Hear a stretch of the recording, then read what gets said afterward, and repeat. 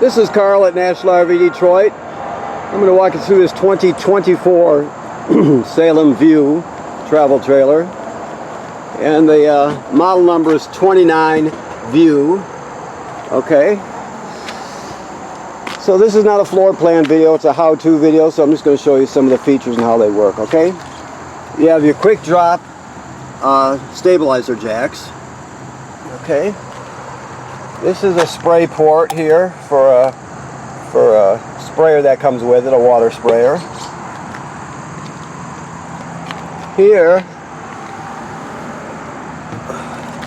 we have a refrigerator. This is the sprayer here. This particular, I'm sorry about the camera work. This particular LP line is a quick connect LP line for the griddle. You see it has a quick connect on this side and then a male on the other. So what happens is you slide out the griddle, then you connect, I don't know if I can get back here to show you, connect a quick connect to the back here. Hopefully you can see that. Hopefully. And then the other end of it connects right there underneath the trailer. So that's how you get gas to the griddle.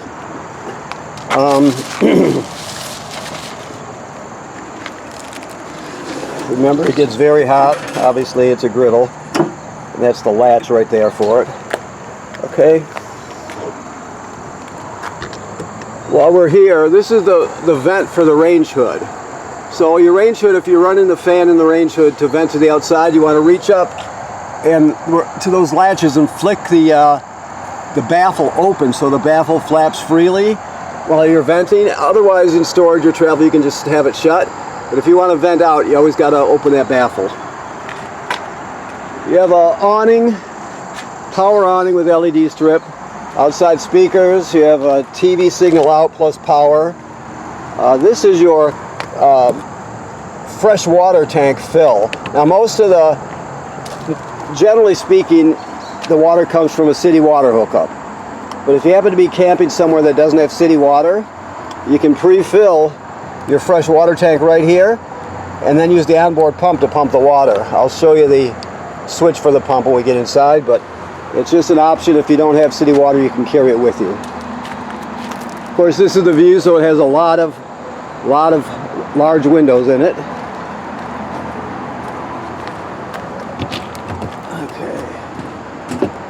Pass-through storage here.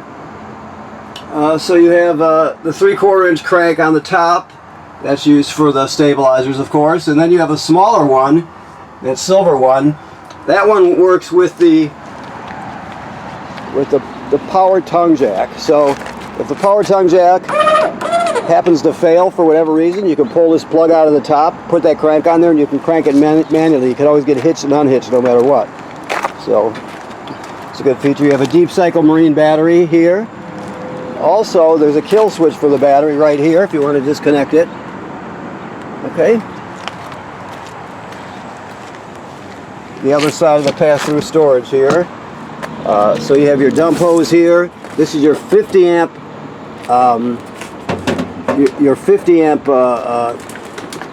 shore cord. We also give you this reducer here to reduce it down to a 30 and then to reduce it down to a 20.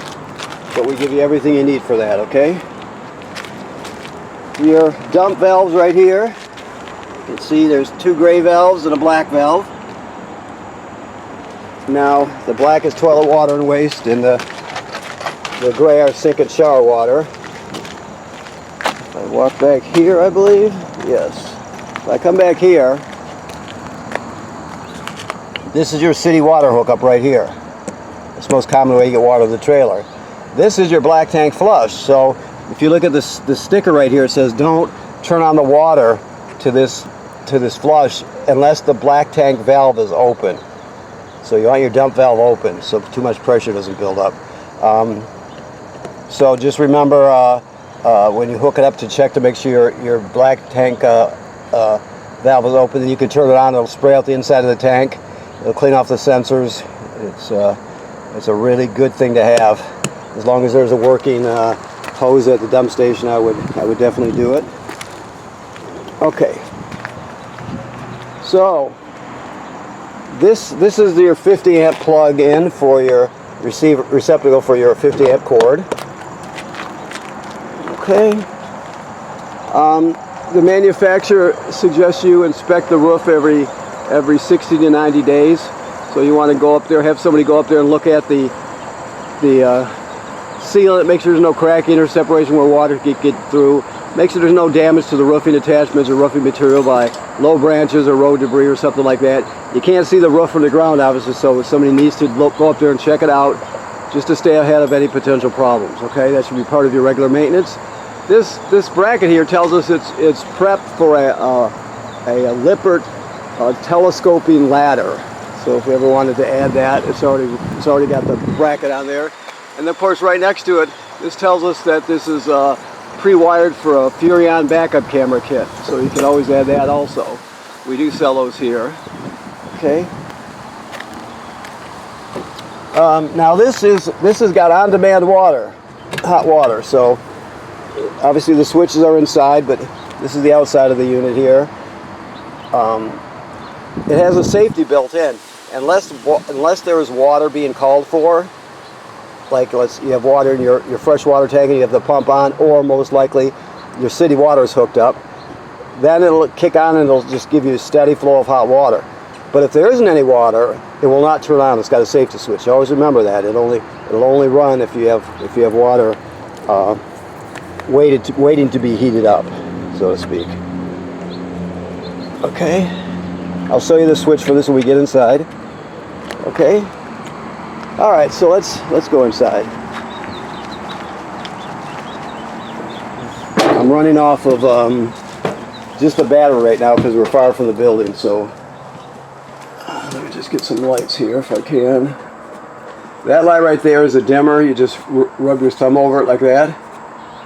Keep that in mind. Okay, so you have your slide room here, right? Your power awning here. You have lights. Your water pump is right here. Remember I told you that if you can pump water out of the fresh water tank if you don't have city water. This water pump is also used when you winterize the trailer. And then you have your levels here, all your levels and like so on and so forth. You have your thermostats, the front zone, and then the living area zone and the bedroom zone. So you got two of those. This is your solar controller for your solar panel. So if it comes around, let me just tells you the temperature. Right now we got 12.7 volts in the system, and we're gaining 3.8 amps. If you saw what it's coming around again, so you'll be able to see it. Right there, 3.8 amps, 12.7 volts. Right, if we were plugged in right now, it would be more like 13.5 volts. But it's the solar panels are trying to keep up with the energy that's being used right now. So that's your solar controller, and I don't know. This is a brand new model controller. But GoPro, we've been using these for a long time, but not this model. I'm sure there's an app for it, because they all have it. But okay, this is the controller for your on-demand water. See right there? It says output temperature 60, which is not. Generally, it's going to be like 115 or something. You can look into it. Don't scald yourself with it. But you go up and down with the temperature, obviously. Change it from Celsius to Fahrenheit. But like I said, without city water hooked up or fresh water in the tank and the pump turned on, it will not do anything until it senses that water. Then it'll kick on. Okay. Alrighty. So this one has a secret room. Let me see how this works here. You have a regular handle here. You kind of go like this. You have this room back here.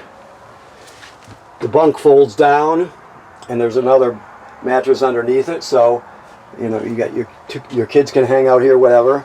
You got a desk. Let's see what else we have here. There's the dimmer there.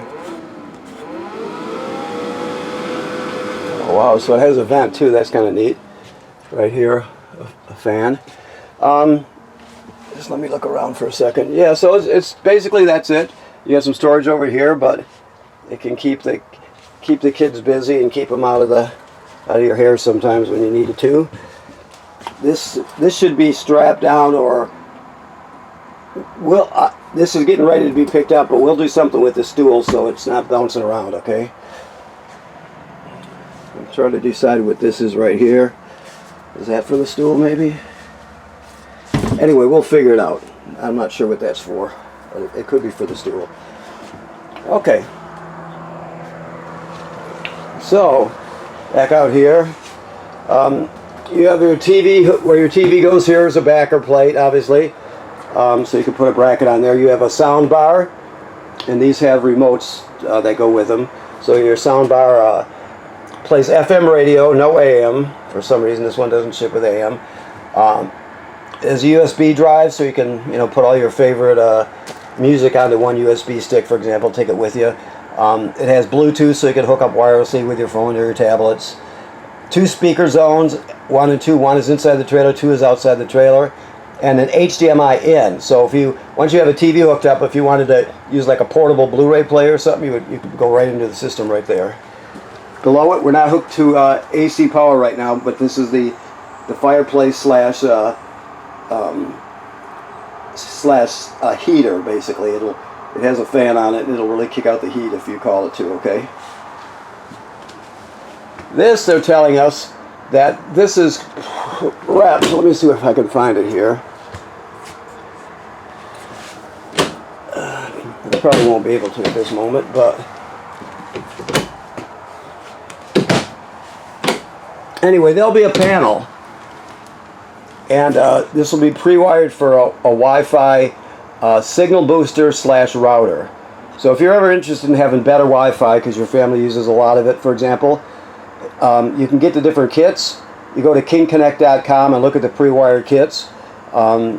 It's just an option, but it's already pre-wired. A lot of people like to have a router with an antenna on the roof so you get a better signal. So that's what that's telling us. Pantry, refrigerator, of course, 12 volt DC.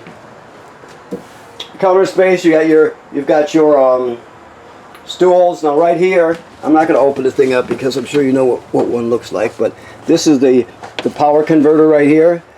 So when you open it up, you'll see 110 AC circuit breakers there, and they're all labeled, right? And then over on this side, you'll see 12 volt DC fuses, right? And they'll all be labeled. So this converts AC to DC power, plus is a battery tender, so it'll always sense how much energy your battery up front on the tongue has and needs, and it'll always keep it charged. So when you're plugged in, this charges your battery. When you're pulling down the road, your tow vehicle charges the battery. And when you're just sitting in the sun, the solar panels charge the battery, okay? Alright. So, this is your range. She didn't clean that very good, did she? I'll get her back in here, but there's a pilot light back there, so you have to light the pilot light for the oven. When it comes to the burners themselves, you have 3 knobs here in the center for the burners. This is the sparker. You turn this clockwise to spark, and that's the oven knob there. Plus you have a light, an oven light. Okay. Always travel with this closed. This is the vent for the range hood, so it's got a fan inside. So remember, I told you if you're going to vent to the outside, you want to open that baffle. Okay. You have a microwave that works like any other microwave. Your keys are hanging right here on the faucet. Now this jackknifes, there's storage underneath the sofa here too, but it jackknifes flat, so you can pull this out and jackknife it into a bed. So you got more place for guests to sleep.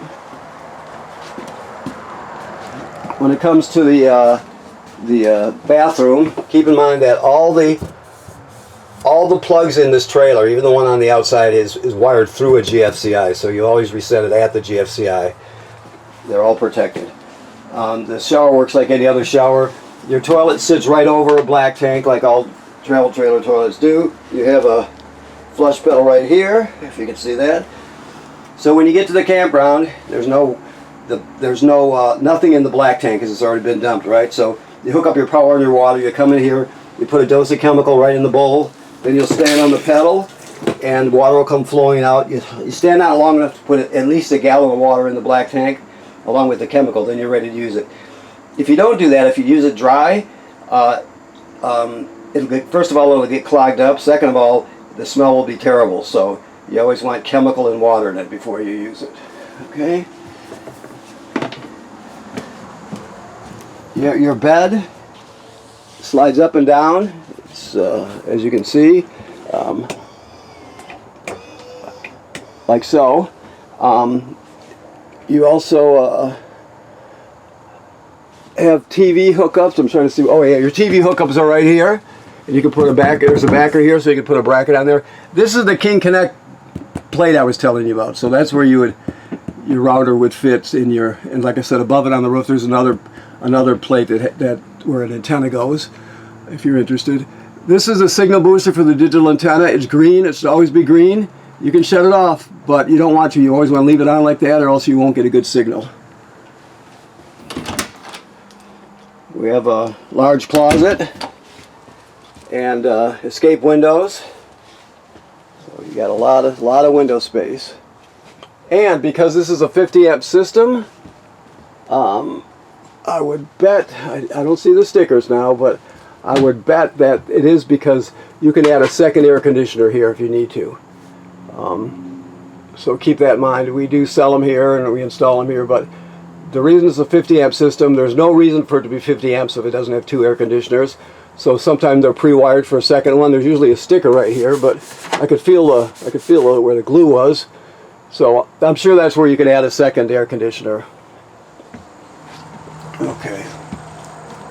All right, so I think that covers everything. Let me just look around here. I think we're good, yes? Okay, so I want to thank you for purchasing your trailer here at National RV Detroit. Please remember what I said about inspecting the roof every 60-90 days. That's important. And right now, because it is on-demand water, right now the system's filled with water, all the lines and everything, and you don't have to worry about bypassing any valves or anything because the antifreeze never gets into the on-demand water heater. So you're always ready to go in that sense, okay? Thank you very much.